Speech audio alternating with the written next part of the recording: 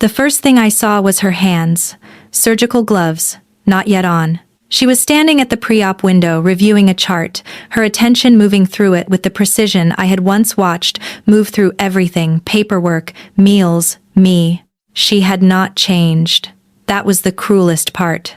3 years spent learning to exist without Imara Thais, and here she was in the same blue scrubs, the same controlled stillness, occupying the room the way she always had, like the room had been waiting for her.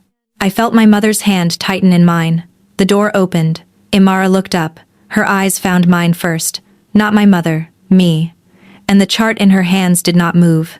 If you want to hear uncensored, too hot for YouTube stories, check out my Patreon in the description. Tell us where you are watching from, and subscribe.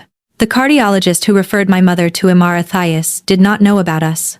Dr. Priya Anand had been managing my mother's mitral valve condition for 4 years with the warm, methodical attention of a woman who understood that cardiac medicine was less about the heart's mechanical function and more about the specific human being who needed that heart to keep working. She was thorough in the way that earns trust rather than demands it. She sent follow-up notes after every appointment. She called personally when imaging results required interpretation. She treated my mother as though my mother's case was the most interesting one on her panel, which was a quality that could not be taught, and which I had recognized and been grateful for since the first appointment I sat in on. She was also the person who, 2 weeks ago, sat across from me in her consultation room and said 3 names. Imara Thais was the last. The progression on the mitral valve had been accelerating for 6 months. The echocardiogram from January had shown changes significant enough that the conservative treatment approach Priya had been maintaining was no longer sufficient. The options she laid out were clear and unpleasant. Watchful waiting with escalating medication, which was no longer advisable given the imaging, or surgical repair, which was now the recommended course. She named the surgeons in her referral network with the deliberate evenness of someone who had presented options 1,000 times and understood that what families needed in this moment was accuracy, not reassurance. She said, "There are 3 surgeons I can refer with confidence." She named 2 I did not know. Then she said, "Dr. Imara Thais." She watched my face when she said it. I gave her nothing, or tried to give her nothing, though Priya Anand had been reading patients and families for 20 years, and I suspect the nothing I gave her was slightly less complete than I intended. My mother looked at the printed referral list and said, "Oh, Dr. Thais, she saved my life last time." She did not quite save it last time. Technically, she repaired it, which is different. Though the difference is largely semantic when you are 63 years old and your daughter drove you to the emergency department at midnight and the attending on call looked at your imaging and used words like urgent. 3 years ago, a different valve, a different crisis, the same surgeon. Imara had been the attending on call that night. She had operated at 2 in the morning and finished at 10, and she had come out of the OR before she changed her scrubs to find me in the surgical waiting room, alone, because my mother had told me not to call anyone, and I had listened to her up until the moment the anesthesiologist told me the estimated time was 6 to 8 hours, and something in my chest became a small, private emergency. My mother was alive because of Imara Thais. I had fallen in love with Imara Thais 2 months after that. The relationship between those 2 facts was not simple. "She's very good," I said. To my mother, to Priya Anand, to the room in general. My mother signed the consent forms that afternoon. I drove home and sat in the parking spot of my apartment building for 22 minutes before I went upstairs. The 2 weeks between the referral and the surgery were the kind of time that feels differently weighted in retrospect, like walking through water. Like every hour is both shorter and longer than normal, like the ordinary things you do are happening slightly to one side of where you actually are. I went to work. I answered emails. I took my mother to the pre-surgical appointments, the anesthesiologist consultation, the pre-operative nursing assessment, the risk questionnaire administered by a junior resident who had clearly memorized it recently and was trying very hard not to let the memorization show. I walked through hospital automatic doors 8 times in 2 weeks and felt my nervous system perform a rapid assessment of every room I was entering. She was never in those rooms. She was in the OR, or in her office, or managing the 30 other patients whose lives were in some stage of being tended by her hands. This was normal. This was the correct professional arrangement. And then, on a cold Tuesday morning in March, the correct professional arrangement ended. The pre-op suite was at the end of a hallway that smelled of cedar disinfectant and recycled cold air. My mother walked beside me in the clothes she had selected with the same quiet care she brought to everything she could control: dark trousers, a soft blue cardigan that was her favorite, flat shoes that were practical and also beloved. She had her crossword book in her bag. She was 63 years old and she was not afraid, or she had decided that fear was not useful and had set it aside accordingly, which in my experience produces the same outward result. I was 30 years old and I was holding her hand and I was not doing the thing my mother had done with her fear. The intake nurse was named Tessa, a woman in her late 40s who had performed cardiac pre-op intake hundreds of times and understood that what families needed in this particular corridor was the complete absence of anything alarming. She was kind in an immediate, practical way. She told my mother her crossword book was welcome in pre-op. She walked us through the paperwork with patient precision. She answered my mother's questions about anesthesia without consulting anything because she knew the answers by heart. She opened the door to the pre-op bay. I walked in behind my mother. And that was when I saw Imara. She was standing at the nursing station adjacent to the pre-op bay, her back partially toward us, reviewing a chart with the specific focus she brought to every piece of clinical information she encountered: white coat over dark scrubs. Her back was a clean vertical line. She had not heard us come in, or she had heard and was completing the note first, which was entirely consistent with every version of her I had known. She finished things. She did not leave sentences half-written or decisions suspended. She finished. She finished the note. She turned. The chart in her hands did not move. She looked at me. Not at my mother, not at the nursing intake paperwork, not at the ambient professional details of the room. She looked at me with the complete, particular attention she had always brought to the subject of me, the kind that makes you feel like a room has decided you are its most important variable. I had not felt it in 3 years.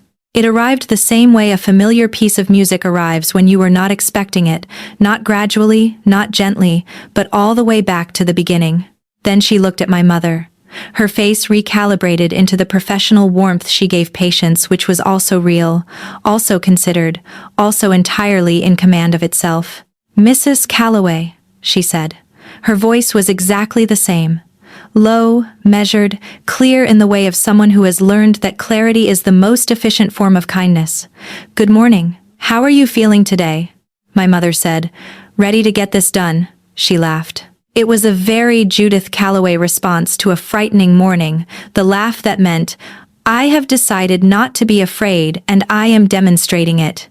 Imara did the small smile, the half-millimeter movement at the corner of her mouth that I had once catalogued without knowing I was doing it. The one that meant something genuinely good had entered the room and she was allowing it. She crossed to my mother and shook her hand. Then she looked at me. "Bex," she said. "Dr. Theis," I said. Something moved in the region of her eyes. A micro-adjustment, very brief, the composure doing more work than it usually needed to do, the way a muscle does when the load increases. A stranger would have missed it entirely. I had spent 2 years learning to read that face, and the learning does not disappear, even when you spend 3 years working very deliberately to stop using the skill. "Let me walk you both through what today looks like," she said. She walked us through it. She was thorough, precise, calibrated for reassurance without straying into dishonesty, which was the exact balance the moment required. She explained the procedure to my mother in language that was specific without being frightening. She answered my mother's 4 questions. My mother was a woman who believed that understanding what was happening to her body was a basic right, and she exercised it without consulting the chart. I said nothing. There was nothing I could ask in front of my mother. When the intake moved into the phase where the nursing team needed to prepare my mother, Imara caught my eye, a small, professional tilt of her head toward the corridor. The standard gesture for, "There is clinical information to convey privately." Families were drawn aside for this regularly. It was unremarkable. I followed her out. The corridor was empty. March light came through the window at the far end in the cold, useful way of early morning light that has given up on warmth and settled for being accurate. Imara walked to the window and turned. She said, "I should have called you." I said, "You had no way of knowing." She said, "I saw the referral 3 weeks ago. I knew before I saw the patient name that the surname was familiar. I looked at the record, and I knew." I looked at her. 3 weeks. She had been carrying this for 3 weeks, which meant she had been deciding what to do about it for 3 weeks. She had decided to say the honest thing first. This was different from the woman I had known, who generally arrived at the honest thing via several layers of professional framing. She said, "I could have pulled myself from the case the moment I saw the referral. I could have assigned to Dr. Oyeleran, who is also excellent, and contacted you with an explanation." I said, "My mother signed consent specifically for you. Priya Anand named you specifically. If you had withdrawn after that, someone would have had to explain why, and that explanation would have required a conversation that we appear to be having now regardless." She absorbed that. I said, "Why did you stay on the case?" The breath she took was not a pause. It was the breath of someone making room for an honest answer rather than a correct one. She said, "Because I am the best option for your mother's surgery. That is not arrogance. Her previous imaging, the surgical record from 3 years ago, the specific presentation of the current valve deterioration, I give her the best possible outcome. That fact does not change because of our personal history." I said, "You sound like you rehearsed that." She said, "I did." I looked at her for a long moment. She said, "The personal history is not irrelevant. I know what it costs you to trust me with this. I am asking you to do it anyway, because the alternative costs your mother something neither of us is willing to accept." She said, "Trust me." The last time I had been asked to trust Imara Thais, I had done it for 2 years and discovered that her version of trustworthy and my version of trustworthy had a gap between them that neither of us had seen clearly until we were standing on opposite sides of it. I said, "Operate, do the surgery, bring her back to me." She said, "I will." No interval, no qualification, "I will." 2 words with nothing between them and the promise. I said, "After. When she is in recovery and you are not her surgeon in an active sense, you and I have a conversation." She said, "Yes," I said, "not today, not while she's in the OR. After, when I have a brain again." She said, "I understand." I walked back into the pre-op suite. My mother was in the gown with the crossword open to the Thursday puzzle. She looked up when I came back in. She said, "Everything all right?" I said, "You're in excellent hands."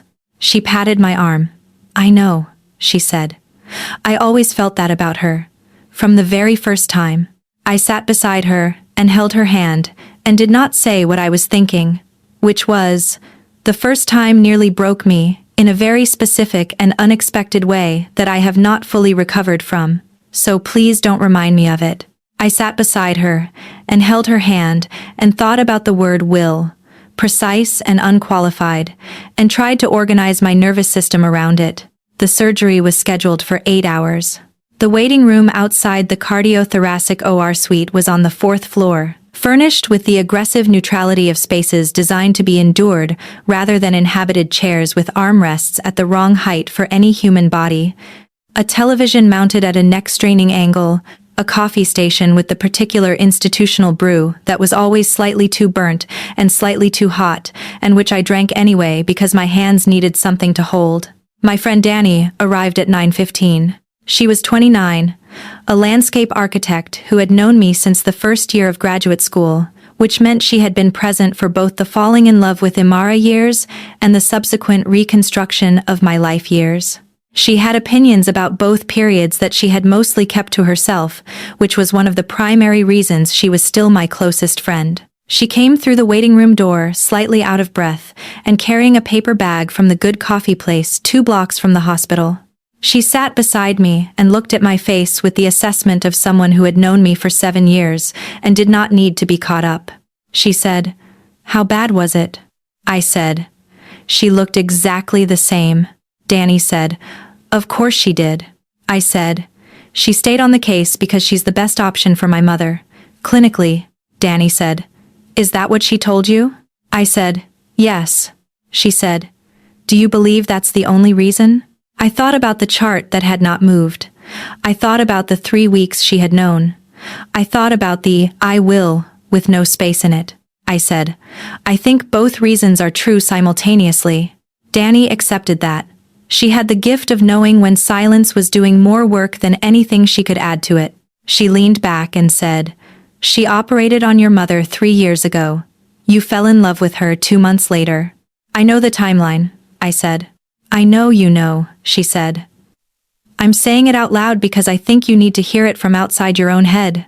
I looked at the terrible coffee in my hands. I said, I fell in love with her because she came out of that OR before she changed her scrubs, which she was not required to do, and she sat beside me in the waiting room and explained everything. When I started crying, she did not give me more clinical information. She just stayed. Danny was quiet. I said, she has a rule, I think, about who she is inside the hospital. She decided somewhere along the way that she was a surgeon first and a person second, and the rule keeps her functional and keeps her patients alive. She sat next to me and broke it for 15 minutes. That was when it happened, Danny said. And the 2 years after? I said, there were a lot of things after. There were very good things. She said, tell me a good one. I thought about a Saturday in October, in the first year. Neither of us had anywhere to be, which was rare enough that we treated it with the specific care of something that might not happen again. We walked for 3 hours. She told me about her residency, the surgery in her 3rd year that went wrong in the way surgeries sometimes go wrong, through no failure of judgment, only the terrible arithmetic of biology, and how she had reorganized herself around it. I told her about my grandmother, the one who died when I was 16, the one whose absence could still be retrieved by a certain quality of morning light. Imara listened the way she listened to everything completely, without performing the act of listening, without looking at her phone, or directing the conversation, or deciding what it meant. That was the afternoon I stopped wondering whether it was a phase of something. It was the thing itself. I told Danny about the Saturday. She said, that's a good one. I said, yes. She said, and the kitchen table? I said, that's a different kind of story. She said, I know. Tell me anyway. The kitchen table was 6 months before the end. My grandmother's estate had gone into dispute, a distant cousin contesting a provision, the kind of paperwork and grief combination that has nothing to do with money and everything to do with the specific bitterness that surfaces in families when someone irreplaceable is gone. I had been managing it alone because Imara was in the middle of a complex case that required all of her, and she had told me, and I had said I understood, because I did understand. I also needed her to come home before midnight for once. She came home at 2, which was early for a night when she was managing a critical post-operative case, which meant she had tried. I was awake at the kitchen table with documents spread across it. Something cracked open in me that I could not find the right words for. She came in and saw me. She came to the table and put her hand briefly on my shoulder. Then she went to her desk and opened the patient file she had brought home. I sat at the kitchen table for another hour. She worked at the desk. The apartment was extremely quiet. I said to Danny. She did not know how to be a person in the room for me when the crisis was inside me rather than in front of her on a table. When the thing that was broken was something her hands could not fix. Danny said, that's the right way to say it. I said, I left 3 months after, not because of one night, because of what the night told me about the pattern. Danny nodded. I said, she sent one message after. It said, I understand why you left. I don't know how to be better at this yet. I'm sorry. Danny said, what did you say back? I said, nothing. I couldn't figure out what to say to that. Danny said, because it was honest. I said, because it was honest, and it was too late, and because I had already organized myself around leaving, and I could not reorganize from inside the grief of doing it. The television above us scrolled its subtitles over a morning news segment neither of us was watching. The coffee station hummed. Somewhere in the OR suite on the other side of the double doors, Imara Tyus was operating on my mother's heart. Danny said, she stayed on the case. I said, yes. She said, 3 weeks ago, she could have removed herself. Called you. Told you there was a personal conflict. Sent the referral back. That would have been the clean professional choice. I said, yes. She said, she didn't. I said, no. She said, that means something. I said, it could mean several things. She said, you already know which one it means. You have always been able to read her. That's half the problem, and also, I think, not a problem at all. I finished the terrible coffee. She handed me the good one from the paper bag, the one she had been saving, I realized, for this specific moment. The moment when I needed it most and had not thought to ask. This is going to be a long 8 hours, I said. She said. I brought a card game, and enough patience for both of us. We played cards. She won the first 2 rounds. I won the third on a hand that was mostly luck, which I told her, and she said luck is a resource like any other, and you use it when you have it.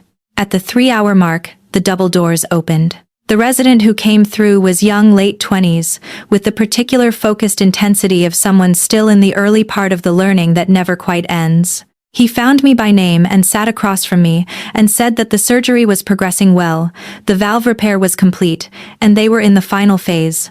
Vitals stable throughout. Estimated time remaining, 2 to 3 hours. His name was Oren. I had seen it on the pre-op paperwork as the junior resident on the case. I said, Dr. Theus is in the OR? He said, yes, she'll be in through close. Then he said, she's been remarkably focused today. He said it more to himself than to me, the way residents sometimes speak when they are still organizing their observations into language. I've been on her service for 6 weeks. She's always focused. But today is, I don't have a better word for it. I looked at him, he said. I just noticed. I'm sure it's the complexity of the case. He stood up, recognized that he had said more than he intended, and excused himself with the professional economy of someone who had learned the hard way to edit himself in family spaces. Danny looked at me when he left. I said, don't. She said, I didn't say anything. I said, I know your face. She said, my face is entirely neutral. I said, your face is writing an essay. She was quiet for 9 minutes. Then she said, remarkably focused. I said, Danny. She said, he has a 6-week baseline. And today stood out. I said, she is operating on a complex valve repair. Today should stand out. She said, yes, and also she is operating on your mother, with everything that means. I looked at the ceiling. The institutional ceiling of a space designed to be endured. Acoustic tile, humming ventilation, a beige that was the architectural equivalent of trying not to intrude. I said, she told me she would bring her back. Danny said, and? I said, she didn't hesitate. Danny said nothing. She did not need to. The double doors opened at 2:15 in the afternoon. I was standing at the coffee station with a cup I had not been drinking for an hour, because my body had decided that sitting and waiting were no longer compatible, and the coffee station was the most stationary form of pacing available. She came through the doors in clean scrubs changed, which meant the closing was done, which meant the surgery was complete, and she crossed the waiting room without looking at anything else. She stopped in front of me. She said, she's out of the OR. The repair held. The valve is functioning. Her vitals are stable in recovery. I absorbed those sentences in stages, each one landing separately. She said, she's going to be fine. I closed my eyes for 3 seconds. Behind my eyelids, the waiting room's fluorescent brightness became warm and orange, and I let it happen, the release of something that had been clenched for 8 hours, and then I opened my eyes. Imara had not moved. She said, she is going to be fine.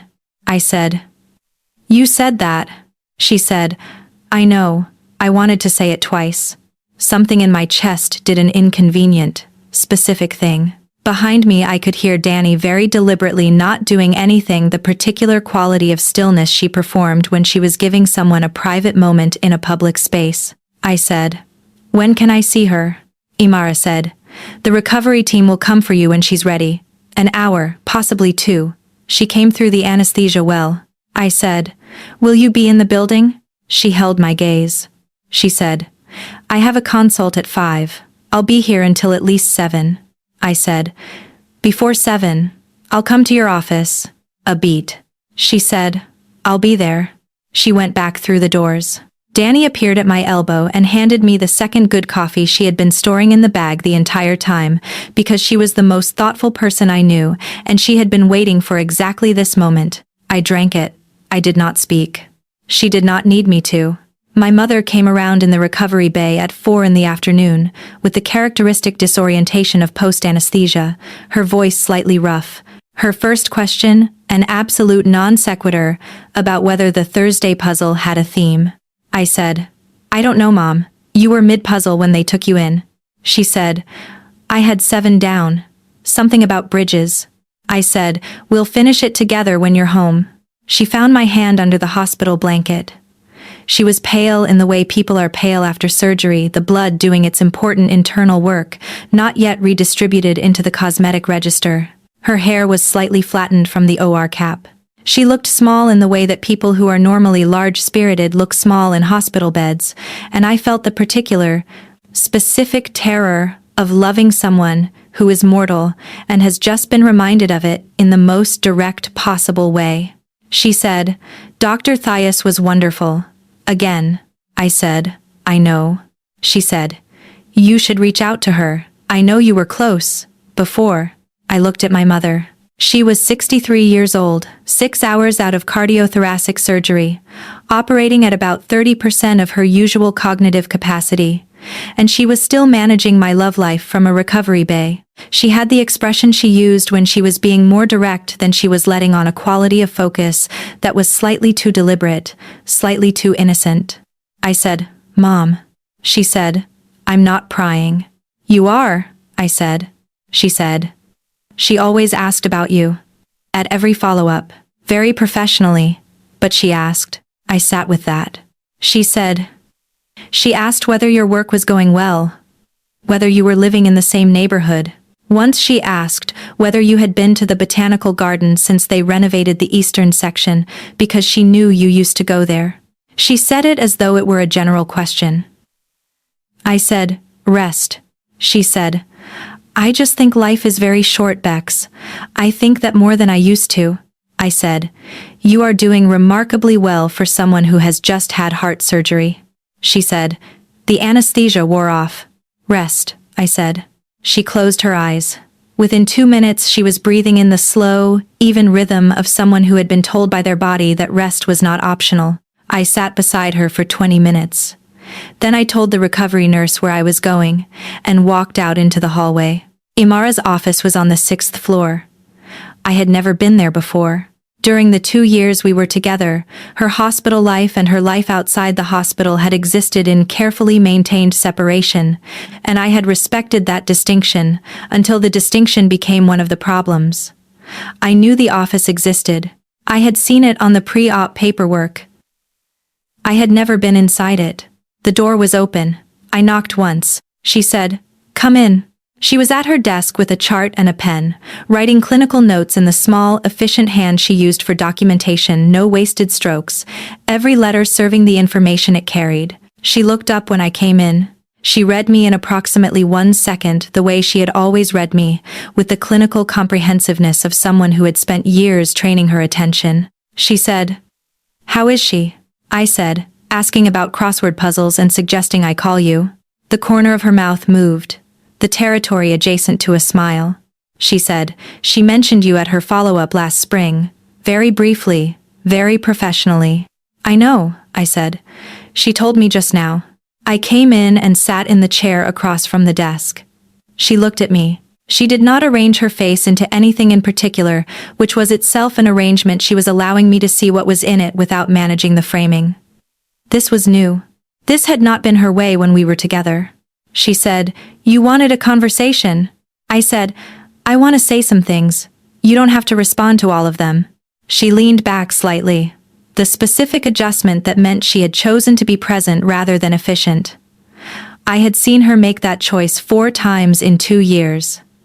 I recognized it immediately. I said, 3 years ago, after the first surgery, you came out of the OR before you changed your scrubs. She said, yes. I said, you were not required to do that. She said, no. I said, You sat beside me in the waiting room. When I started crying, you did not give me more information. You stayed. She said. I said, that is when it happened. Not because you saved her life, though you did. Because you chose to be a person in that room instead of only a surgeon. For 15 minutes. She held my gaze. She said nothing. I said, 2 years later, I was at the kitchen table with my grandmother's estate papers, and you came home and you knew I was awake. You put your hand on my shoulder. And then you went to your desk. A pause. Long enough to be honest. She said, yes. I said, that is why I left. Not the surgery hours, not the clinical distance, not any of the things I said at the time that were all true but not the true thing. The kitchen table. She said, I know. I have spent a significant amount of time with that night. I said, and? She said, I did not know, in that moment, how to be a person in the room for you, and also carry what I had been carrying for 12 hours. The desk was something I knew how to do. You at the table were something I did not know how to do, without the risk of doing it wrong in a way that would make it worse. I said, that is not a complete answer. She said, no. The more complete answer is that I was afraid, being present for you when you were in pain and needed something from me that was not fixable. That was the thing I was least capable of. I knew it. I chose the desk instead of trying and failing. That was cowardice, and I called it something else at the time. The office held that for a moment. I said, what did you do with 3 years? She looked at the desk, then at me. She said, worked. Attended a mandatory physician seminar on emotional availability that I resented for the first 3 sessions, and then found genuinely useful. In the specific way that things you resist are sometimes useful precisely because you are resistant to them. She said, thought about the kitchen table.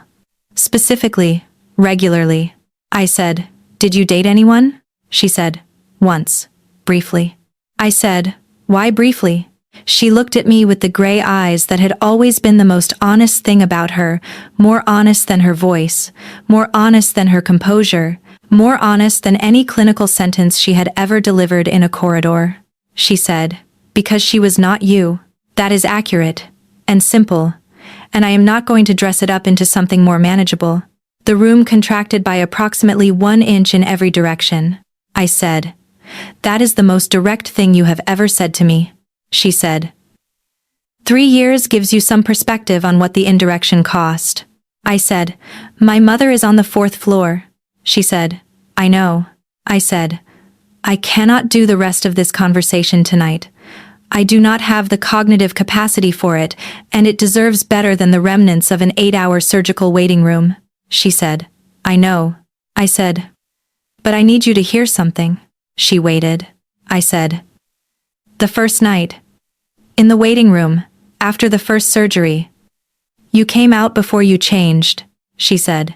Yes. I said, was that the rule breaking, or was that already you?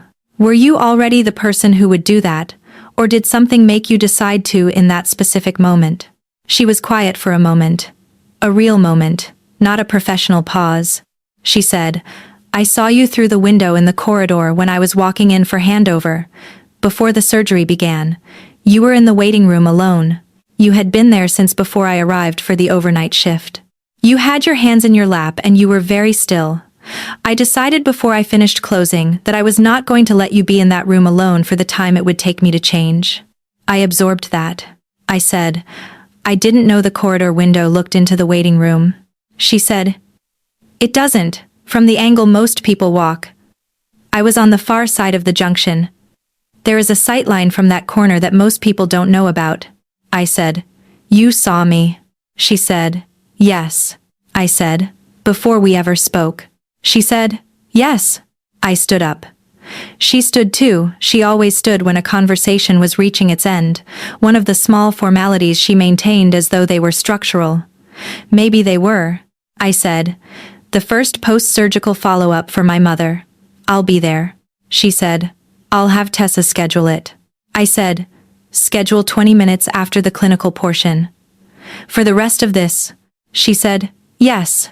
I said, and between now and then, if there is something you want to say, I am not going to make you wait. I am not going to come back to this hospital and find that you have been managing something alone and calling the management discipline. She looked at me.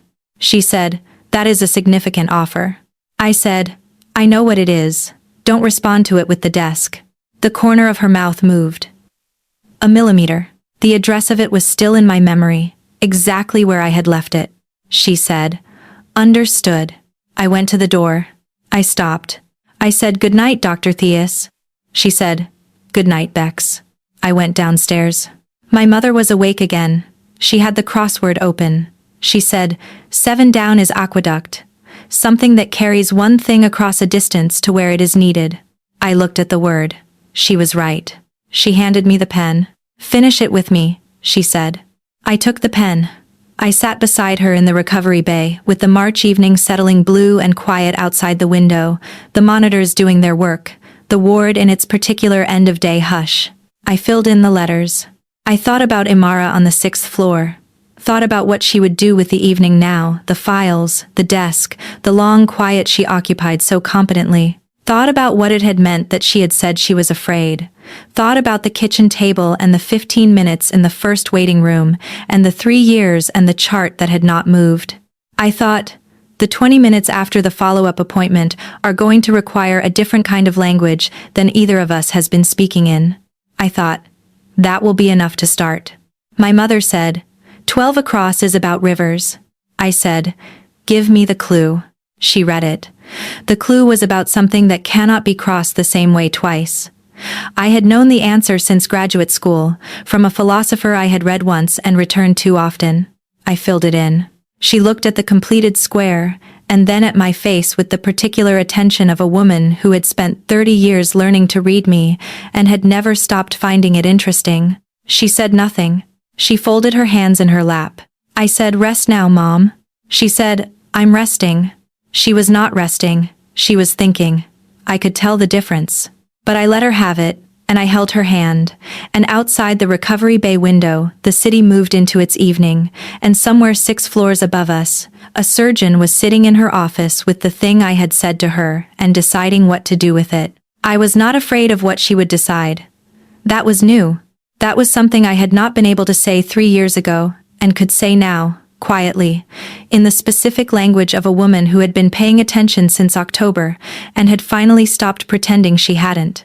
The night after the surgery, I drove home in the particular silence of a car after a long day, when everything that needed to happen has happened, and your body is not yet sure what to do with the absence of urgency. The city moved past the windows in the specific way of a city. In early March, the streetlights catching the last of winter's bare branches, the sidewalks still too cold for anyone lingering, the occasional lit window in an apartment above a restaurant where people were doing ordinary things with extraordinary nonchalance.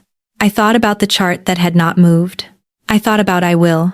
I thought about the corridor window and the sightline that most people did not know about, and the image of Imara deciding before she had finished closing, before the surgery was complete, while her hands were still doing the work they had been doing for 8 hours, that she was not going to let me be alone in a waiting room for the time it would take her to change her scrubs. Before we had ever spoken. Before the 2 years, or the Saturday in October, or the kitchen table. Before the message I had not answered. She had seen me through a window and decided something, and the decision had preceded every other thing. I did not know what to do with that. I was too tired for it tonight. I drove home and ate the leftover food in my refrigerator, and sat on my couch for a while, and then went to bed, and lay awake for an hour, in the specific texture of a day that has asked more of you than you expected, and delivered more than you were ready for. I went to sleep at midnight. I woke at 6 and called Danny. She picked up on the second ring, which meant she had been awake, which meant she had spent the night in the same kind of processing. I said. She saw me through a window before we ever spoke.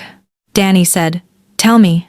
I told her about the corridor sightline, about the before I finished closing, about the decision Imara had made before I had any part in it. Danny was quiet for a moment. She said, so she has been making choices about you for longer than you knew. I said, yes. She said, and you didn't know the sightline existed? I said, no. She said, she told you something nobody asked her to tell you. I said, yes. Danny said, Bex. I said, I know. She said, you know what I'm going to say. I said, you're going to say that the choices people make before they're asked to make them are the ones that cost the most and mean the most. She said, something like that, yes. I said, I need to think. She said, take the 2 weeks your mother needs you. Think while you're with her. Let it settle. I said, yes. She said, and Bex, the desk was real. The kitchen table was real. You're allowed to hold both things. I said, I know. I held both things. My mother came home on Thursday. She came home with a folder of discharge instructions, a list of activity restrictions, and the particular dignity of a woman who intended to follow the medical guidance precisely and also resume her crossword practice by the weekend. She was pale and careful with herself in a way that was itself a form of information my mother was not generally careful with herself, had moved through the world at the full speed of someone who had decided that life was not improved by treating it with excessive delicacy. The surgery had asked her to be careful, and she was complying, temporarily, under visible protest. I took 2 weeks off work to be there. The days had a specific texture. Morning coffee at her kitchen table, a different kitchen table, her kitchen table, where everything was ordinary and warm and unambiguous, with her crossword book open in front of her, her medications at their scheduled times. Slow walks to the end of the street and back, the distance increasing by half a block each day. The television at a slightly higher volume than usual. The specific satisfaction of watching someone recover of the daily incremental evidence that the right thing had been done and was working. She did not push on the Amara subject. This was uncharacteristic. My mother was not a woman who let things lie when she had identified them as important. I think she understood, with the particular intelligence she had always brought to the subject of me, that I was in the middle of something I had not finished processing, and that pushing would produce the opposite of the outcome she wanted. She mentioned her once. On day 5, when I came in from a grocery run, and she was sitting at the kitchen table with the discharge instructions open in front of her, reviewing the follow-up appointment schedule. She said, the 6-week appointment is with Dr. Theus. After that it goes back to Dr. Anand. I said, yes, that's standard. The surgeon manages the immediate post-surgical follow-up and then transfers long-term care back to the cardiologist. My mother said, so, this is the last one. I said, yes. She was quiet for a moment. She said, I think she will miss it. I said, the surgical case? She said, I think she will miss seeing you. I did not argue with that. The call came on day 8. It came in the early evening, when my mother was resting and I was at the kitchen table with my laptop and my focus somewhere else entirely. The number was labeled, Tyus, Imara M. From the pre-op paperwork I had saved to my phone 8 days ago, and apparently not deleted. I looked at it for 4 seconds. I answered. She said, I'm calling to check on your mother's recovery. This is the 1-week post-surgical check-in. Her voice was professional. The clinical frame was present and doing exactly the work it was designed to do. I said, she's progressing well, better than the discharge literature suggested, honestly. She said, that's consistent with her profile. She was in excellent baseline condition for the repair. The closing went cleanly. I said, she is annoyed that she cannot drive yet. Something in Imara's voice shifted. 1 degree warmer than purely clinical. She said, that resolves at the 4-week mark if the imaging confirms what I expect. I said, she'll hold you to that. She said, I know. She mentioned it in pre-op. I looked at the kitchen table in front of me, the laptop, the coffee mug, the particular evening light of a kitchen where someone I loved was recovering in the next room. I said, she is doing the Thursday crossword again. Imara said, good. Cognitive engagement supports recovery. I said, we finished the one from the day of the surgery. In the recovery bay, the last 4 clues together. A pause. She said, 7 down. I said, yes. She said, aqueduct. I said, yes. She said, and 12 across? I said, I told her I knew the answer. She said, what was it? I said, you know what it was? She said, yes. I said, Then you know why I'm not going to say it over the phone. A beat. Longer than the others. She said, "How are you?" The question was not clinical. The tone shift was complete and deliberate. She had crossed from the professional frame to the personal one with 3 words, and I could hear her deciding to cross before the words arrived. I said, "Tired. Glad she's home. Thinking." She said, "About what?" I said, "About sightlines in hospital corridors." She said nothing for a moment. Then she said, "I should not have told you that in the office." I said, "Why did you?" She said, "Because you asked whether it was the rule breaking or whether it was already me. And the honest answer required telling you." I said, "Do you regret it?" A pause. She said, "No." I said, "Good." She said, "The call was meant to be 10 minutes. I said, "I know." She said, "It has been 17. I said, "I know that too." She said, "I'll let you go." I said, "Thank you for calling." She said, "Thank you for answering." I sat at the kitchen table after the call ended and thought about 7 minutes.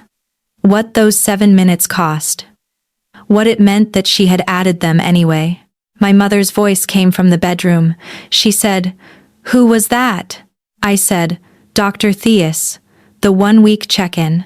My mother said, In the quality of that I could hear everything she was choosing not to say. It was loud enough. The 6-week appointment was on a Tuesday morning in April. My mother wore a yellow cardigan. She had decided during her recovery weeks that yellow was a better color for hospital visits than the blue she had worn to pre-op, less somber, more declarative. She had the crossword book in her bag. She walked to my car without slowing down for the curb, and I noticed this and did not say anything because the noticing was its own kind of relief. The hospital in April was different from the hospital in March. The courtyard trees through the windows on the way up to Imara's floor had opened into something green, an early, not full spring, but the honest beginning of it. The cold of March had been replaced by the particular temperature of a hospital in mild weather, which still smelled of antiseptic and recycled air but had lost the specific institutional cold of winter. Imara met us in the consultation room adjacent to her office. She was in clean scrubs and the white coat, the professional armor fully in place. She shook my mother's hand and asked her 4 questions about the recovery, with the focused attention of a woman reviewing the work her hands had done 6 weeks ago and confirming the work had held. It had held. My mother's imaging showed clean margins and a functioning valve, and the specific evidence of a body that had repaired itself around the intervention with exactly the cooperation the intervention required. Imara reviewed the images with my mother in the language that was specific, without being frightening, which was the calibration she had brought since the beginning. Then she said, "I'm transferring your long-term follow-up care back to Dr. Anand. Her office will be in touch to schedule. In terms of this repair, you are exactly where you need to be." My mother said, "That's it?" Imara said, "The immediate post-surgical period is complete. Your prognosis is excellent." My mother said, "Good." She looked at me, then at Imara, then at the door, with the particular expression she had used for my entire childhood when she wanted something to happen and had decided she was not going to be the one to make it happen, a quality of deliberate withdrawal from the fighter's frame. She said, "I need to use the ladies' room," and then I believe Tessa mentioned something about labs. Tessa, who had appeared in the doorway with the exact timing of someone who had been briefed, said, "Yes, Mrs. Calloway, right this way." My mother collected her bag with the crossword book in it and walked out with the unhurried confidence of a woman executing a plan she had been developing since day 5 of her recovery. The door closed. I looked at Imara. She said, "She did not need labs." I said, "No." She said, "She planned that." I said, "She's been planning it since approximately the day she came home." The corner of Imara's mouth moved. Not quite a smile, but the territory adjacent to one, which in her register was the same thing. She said, "Sit down." I sat. She sat across from me, not behind the desk, beside it, in the second chair, the patient chair. Equal distance. No desk between us. She said, "I told Priya Anand." I looked at her. She said, "Last week, I told her there was a personal history between the patient's daughter and myself that I should have disclosed before accepting the referral. I told her I had reasoned it as clinically correct and had not managed the personal component appropriately. I said, "What did she say?" She said, she was not surprised. She said she had suspected there was something she did not have the full picture of from the referral appointment. She said the disclosure was appropriate and late, and that she appreciated the honesty. I said, "Is there a formal review?" She said, "No. The surgical outcome was excellent. The professional conduct during the case was beyond reproach, and the disclosure was voluntary." She noted it and moved on. I said, "You told her anyway." She said, "I should have done it before I accepted the case. Telling her after is the minimum honest thing. It is not sufficient, but it is necessary." I looked at her, sitting in the patient chair with her hands in her lap and her coat and her scrubs arranged around the honesty she was delivering in pieces. I said, "That's the first time I've heard you describe something you did as not sufficient." She said, "It was not sufficient." I said, "Usually, you describe your decisions as correct." She said, "The surgical decision was correct. The personal management was not sufficient. Those are different questions with different answers." I said, "Yes, they are." A silence. The consultation room hummed. Somewhere down the hall, a monitor beeped once and settled. She said, "I want to tell you what I have been thinking about since the surgery. Not the surgical decision. The other thing." I said, "Tell me." She said, "I have been thinking about the gap. The one between what you needed and what I gave you. I have been thinking about it since you left 3 years ago, but I was thinking about it inside the structure I use to think about surgical errors, identify the point of deviation, account for it, adjust the protocol, move forward. That is a useful structure for surgery. It is not a useful structure for a kitchen table." I looked at her. She said, "A surgical error has a correctable protocol. What I did at the kitchen table does not. There is no version of that night I can account for and then move cleanly past. It happened. It cost you something specific. I cannot replace what it cost you. I can only tell you that I have been living with it in a way that has not been comfortable, and that the discomfort has been useful, and that I am not asking you to take the discomfort as evidence of anything except that it happened and I understand what it was." I said nothing for a moment. She said, "I am not asking you to forgive the kitchen table. I am asking you to hear that I know what it meant." I said, "I hear that." She said, "And the 3 years, I did not fight the leaving. I want you to know that was not indifference. It was I believed that you had made a correct decision, and that arguing with a correct decision is something I am not willing to do, even when the correct decision is about me." I said, "You believed it was correct." She said, "Yes." I said, "Was it?" She looked at me. The gray eyes. Entirely honest in the way they had always been entirely honest. She said, "I think you made the right decision with the information you had. I also think that if I had known how to be the person who stays at the kitchen table, you might not have had to make it." I sat with that.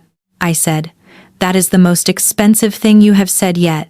She said, "I know." I said, "You're not asking for anything." She said, "No." I said, "Why not?" She said, "Because asking for something requires me to know what you want. And I have been thinking about this for 3 years and 17 minutes on a phone call and 6 weeks of waiting for this appointment. What I know is that the only version of this I want is the one you actually want, not the one that is easier for me to request." I looked at her for a long time.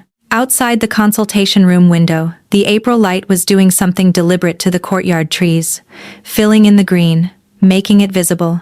I said, "I am going to the botanical garden this week, the eastern section. It was renovated 2 years ago and I have not been since." "My mother told me you asked about it," she said. "Yes." I said, "Thursday afternoon, around 3. She said nothing. I said, "You do not have to come." She said, "I know." I said, "But if you did, it would not be clinical. It would not be the patient's daughter in a consultation room. It would be a person choosing to be somewhere for a reason that has nothing to do with the hospital." she said. I understand the distinction. I said. Good. I stood up. She stood. We were close. The consultation room was smaller than her office on the 6th floor, 2 chairs, a desk, a window, the furniture filling most of the available space. Standing at the same time had placed us within arm's reach of each other. I did not move away. She did not move away. The distance between us was the width of a decision, and I could feel it, and I think she could feel it too, because something in the way she was holding herself changed, not the composure, which was still there, but the cost of maintaining the composure in a room this small, with this much between us, the cost becoming visible at the edges. She said, Bex. I said, I know. She said, Not yet. I said, I know. She did not move. I did not move. The room held us in the specific weight of 2 people who were close enough to let something happen and had both decided it was not the right moment for it to happen. Then I stepped back. 1 step. Enough. I said, Thursday. She said, Yes. I went to find my mother. My mother was in the waiting area at the end of the corridor, crossword open, projecting the aura of a woman who had absolutely not engineered anything. I sat beside her. She said, How did it go? I said, You've been transferred back to Dr. Anand. You're cleared. She said, I know that. I mean the other part. I said, Mom. She looked at me over the top of the crossword book with the expression she used when she was going to say one thing and then stop. She said, I liked her. When you were together, I never said that plainly enough. I said, I know you did. She said, She was good to you. Not always in the ways you needed, but she was good to you in the ways she knew how. I said, Yes, that's accurate. She closed the crossword book and put it in her bag. She said, Are you going to be all right? I said, I think so. She said, I think so too. We drove home in the comfortable silence of 2 people who have said enough. I went to the botanical garden on Thursday. I went at 3, as I had said, because I had always gone in the mid-afternoon when the light came through the glass roof of the eastern section at the angle that made the air look warm even when it was slightly cold outside. The renovation had changed the layout, new paths, new plantings, the particular mid-April mixture of things just beginning alongside things established for decades, coexisting with the unconcerned patience of plants that know they belong. I found the bench I had always used, near the early tulips on the far side of the eastern section, and I opened the book I had brought without genuine intention of reading, and looked at the garden instead. At 3:17, I heard footsteps on the gravel path. She was not in scrubs, not in the white coat. She was in dark jeans and a charcoal jacket with her hands in her pockets, and she walked the garden path with the same economy she brought to everything purposeful. Nothing wasted, but the purpose today had nothing to do with the hospital. She found me up on the bench. She stopped. She said, The eastern section is different from what I remembered. I said, They expanded it 2 years ago. She said, The tulips are new. I said, They planted them last fall. This is the 1st year. She looked at the tulips, then at me. She said, May I sit? I said, Yes. She sat beside me. Not too close. Close enough. The garden was quiet in the particular way of a mid-afternoon Thursday in April. A handful of other people moving through other sections. The sound of birds somewhere in the upper canopy. The warmth of a glass-roofed space that had been collecting sunlight all day and storing it in the stone and the soil. We did not say anything for a moment. She said, I have been in this hospital for 9 years. I have never been to this garden. I said, It is 20 minutes from the building. She said, I know. I looked it up. I looked at her. She said, I looked up the renovation. When your mother mentioned it at the follow-up appointment last spring. She said you used to go. She said the eastern section specifically. I said. She mentioned it casually. She said, I know. I wrote it down. I stared at her. She said, It is possible I have been paying attention to certain things for longer than was strictly appropriate. I said, The sightline in the corridor. She said, Yes, and other things. I said, What other things? She looked at the tulips. They were red and early, and very deliberate looking, the way the first flowers of spring always look as though they chose to be first. She said, I know you take your coffee black, but prefer tea when you are tired. I know you talk faster when you are angry, and go very still when you are actually afraid. I know you laugh when something catches you genuinely off guard, not when something is politely funny. I know you have been coming to this section of this garden for a long time. I said, How do you know the last part? She said, I don't, precisely. I know you were in this section before the renovation. I know the renovation, added the tulips. I assessed it as probable. I said, You came to a garden you have never visited, on a Thursday afternoon in April, on the basis of what your patient's mother told you in a clinical conversation and your own probability assessment about where I would sit. She said, Yes. I said, That is the least clinical thing you have ever done. She said, I know. I said, You are not good at not being clinical. She said, I am very bad at it. I have been working on it. I looked at her. Sitting beside me on a bench in a botanical garden in a charcoal jacket with her hands in her lap, the professional armor of 9 years entirely absent.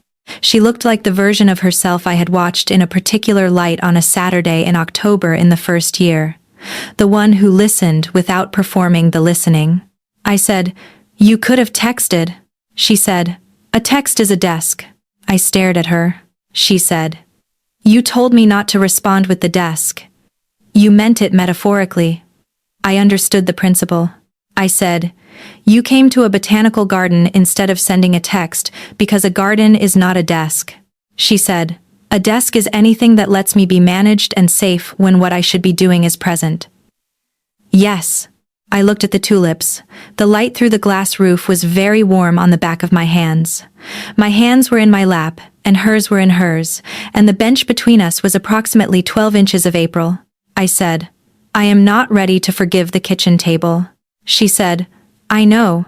I said, I am also not ready to pretend it is what I think about most when I think about us. She was quiet. I said, I think about the Saturday in October. I think about the waiting room. I think about a window in a corridor that most people don't know about. I think about 17 minutes on a phone call that was supposed to be 10. I think about you in a consultation room saying she was not you without any attempt to dress it up. She said nothing. I said, I think about the kitchen table too. It was real, and it cost me something real. And I am also thinking I have also been thinking about whether the person who attended a seminar about the desk and then came to a botanical garden in jeans is the same person as the one who went to the desk. She said, I don't know if I'm different enough. I said, I don't know either. I said, I think you should tell me something true that you haven't said yet.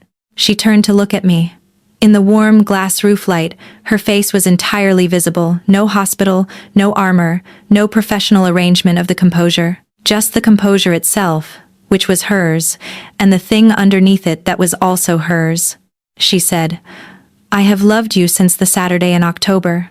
She said, I called it something else for a long time, a complicated professional situation, a conflict of interest. The reason I was not sleeping. I did not call it what it was, because calling it what it was meant accounting for everything I was not doing with it, and I was not ready to account for that. She said, I am ready now. I know that is late. I know late is its own problem. I am telling you anyway because you asked for something true, and that is the truest thing I have. The garden held that for a moment. I said, You called it the reason you were not sleeping. She said, Yes. I said, Since when? She said, Since November. I said, Of which year? She said, The first one. I did the arithmetic. November of the first year. A month after October. A month after the Saturday she had just said she had loved me since. I said, You knew in November. She said, I suspected in November. I knew by January of the second year. I said, And you said nothing for 2 years after that. She said, Correct.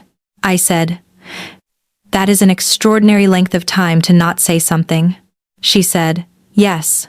I said, Why didn't you? She said, Because I was your surgeon's colleague and then your friend and then something closer than that, and at each stage there was a professional or ethical reason not to say it. I used those reasons as the desk. I told myself I was being appropriate. I was also being afraid. Appropriateness and fear look identical from the inside when you are not being honest with yourself. I looked at her. I said, "Fear of what specifically?" She said, "Fear of saying it, and being wrong. Of having built this understanding of you the Saturday, your grandmother, the quality of light you described that morning, and finding that the understanding was entirely mine and not mutual." I said, "It was mutual." She was very still. I said, "I am not saying it was equal or that it looked the same from both sides. I am saying it was mutual." She said, "Bex?" I said, "I know I left. I know what I said when I left and what I did not say. I left because I needed the kitchen table and you gave me the desk. I did not leave because it was not mutual." She absorbed that the way she absorbed accurate things without trying to redirect or reduce them. The tulips in front of us were being exactly what they were, red, early, first.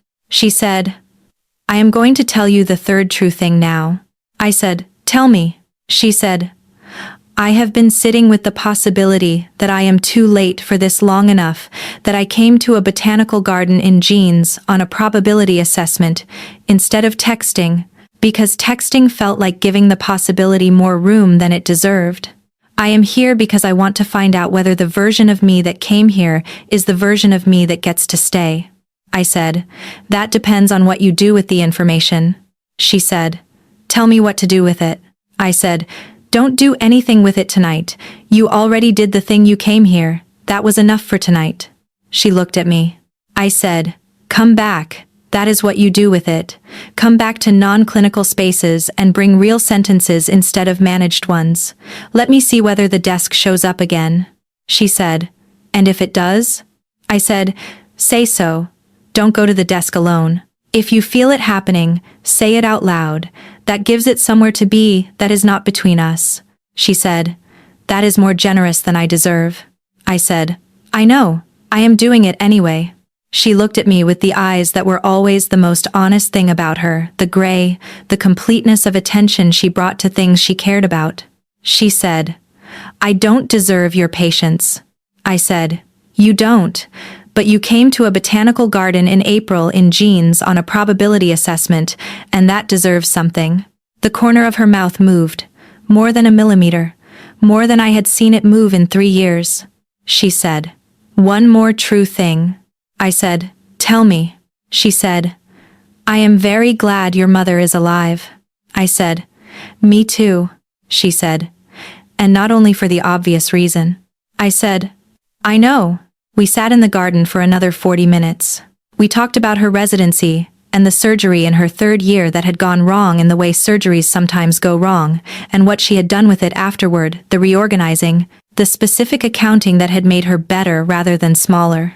I told her about this garden, the version before the renovation, the times I had come here when my grandmother was dying, and again after she was gone. She told me about the seminar, specifically the session that had stopped being something she resented and started being something she was grateful for. I told her about the 3 years in some detail, about the specific shape of rebuilding your life around an absence and what you discover about the absence as you go. She listened the way she listened to everything completely, without looking anywhere else, without organizing the conversation toward a conclusion. At 5:30, the afternoon light was beginning its lean toward evening. I said, "I have to get home to check on my mother." She said, "I will call you tomorrow." She looked at me, something in her face, not surprise exactly, but the specific quality of receiving something you had not permitted yourself to expect. She said, "Yes." I stood. She stood. We were standing very close again. The bench behind her, the path in front of me, the April light coming through the glass roof at the angle that made everything slightly warmer than it actually was. I said, "I am going to do this now, and you are going to let it be slow." She said, "Yes." I reached up and touched her jaw, warm skin, the specific warmth of her, which I had learned 3 years ago and had apparently retained with complete accuracy. She inhaled once, quietly. She did not move away. She looked at me with the composure that was hers, and the feeling beneath it that was also hers, and neither was going anywhere. I kissed her. It was not desperate. It was not the accumulated pressure of 3 years releasing itself all at once. It was slow and patient, and exactly what it was, a thing being done correctly rather than urgently, which is always harder and always the more honest version. She kissed me back the way she did everything, with her full attention, with nothing wasted, with the particular quality of someone who has been waiting to be careful with something for a very long time and is finally being careful with it. When I pulled back, her hand was at my shoulder, not moving, just there, present, which was all I had ever asked of her, and was what I was finally receiving. I said, "There it is." She said, "Yes." I said, "Tomorrow." She said, "Yes." I walked out of the eastern section of the botanical garden in April, past the early red tulips, and did not look back until I reached the door to the outer path. When I looked back, she was still standing beside the bench in her charcoal jacket with her hand at her side, watching me go, in a botanical garden she had never been to before today, and had come to on a probability assessment and a principle about what it means to stop being a desk. I raised my hand. She raised hers. I left. The call came at 8:15 that evening. I was at my mother's kitchen table, the actual kitchen table, Judith Calloway's kitchen table, which was warm and ordinary and entirely unambiguous, and my mother was in the living room watching a program about historic country houses. She said, "I'm home." I said, "Good." She said, "I looked up the philosopher you quoted, the one about the river." I said, "Heraclitus." She said, "He said several things about rivers." I said, "He said you cannot step into the same river twice because the water is always different." She said, "He also said the river is still a river." I said, "Yes." She said, "I thought about that on the drive home." I said, "What did you conclude?" She said, "That I have been standing on the bank for a long time arguing with the water." I looked at the kitchen table in front of me. My coffee cup, my mother's crossword book, left from the morning, the ordinary warmth of a room where nothing was wrong. I said, "The argument is over." She said, "Yes." I said, "Good night, Amara." She said, "Good night, Bex." The call ended. I sat at the kitchen table and let the quiet be what it was, uncomplicated, for once, and entirely sufficient. My mother called from the living room. "Who was that?" I said, "Imara." My mother said, "Good." She went back to her program. I finished my coffee. Outside the kitchen window, the city moved through its Wednesday night with the unconcerned business of things that had always been going on and would continue to go on, which was sometimes the most reassuring quality a city could have. The weeks that followed had a different texture from the weeks before. She called when she said she would call. She showed up to the coffee place 2 blocks from the hospital on Saturday mornings, which I had mentioned once in passing as the place I went to read, and which she appeared at the following Saturday with the same easy absence of announcement she had brought to the botanical garden. She wore civilian clothes on weekends. She brought no clipboard. She did not manage our conversations toward conclusions, she let them go where they went, which sometimes meant 40 minutes on the specific logistics of hospital shift patterns, and sometimes meant something quieter that neither of us needed to name. When the desk showed up, she said so. The first time was a Tuesday morning when I called to tell her I had been offered a position at a different institution across the city, better resources, longer commute. She said, "Let me think about the professional implications," and then caught herself. She said, "That's the desk." I said, "I know." She said, "What I actually want to say is, I would prefer you to make this decision based entirely on what is best for you. And also, I am glad the city is still large enough that across the city is not the same as across the country." I said, "That is better." She said, "Thank you." She was learning. The learning was not seamless. She was not a person for whom learning things about herself arrived without effort, any more than anything she had built in 9 years of surgical excellence had arrived without effort. The desk was a habit of long standing. Habits of long standing required daily intention to dismantle. She brought the intention. I watched her bring it. And I found, in the watching, that it was different from what the watching had been during the 2 years, less a cataloging of what she was withholding, and more a genuine interest in what she was choosing. She chose, in those weeks, the botanical garden on the Thursday after the first one, and the Thursday after that, until it became the thing we did on Thursdays. She chose to tell me what the seminar had given her. She chose to say, on a Sunday afternoon in a restaurant we had found that had good food and no history for either of us, that she still thought about the kitchen table not as an accounting exercise, but as the version of herself she was most committed to not being. I said, "You're not that person anymore." She said, "I don't know that. I know I'm trying not to be." I said, "You came to a botanical garden." She said, "One garden." I said, "3 Thursdays in a row." She said, "The tulips are still there." I said, "They'll be gone by June." She said, "Then we'll find a different garden." We found a different garden. It was my mother who named it first. Not named it precisely, named us. She had been waiting, with the patient economy of a woman who had decided this particular outcome was probable, and was simply allowing it time to arrive, and she named it on the afternoon in late May, when Imara came with me to drive her to lunch with her oldest friend, because my car was in the shop, and Imara had offered, and my mother had accepted immediately, and with the full subtlety of someone who has been managing other people's love lives since before those people were born. We were in the parking lot of the restaurant.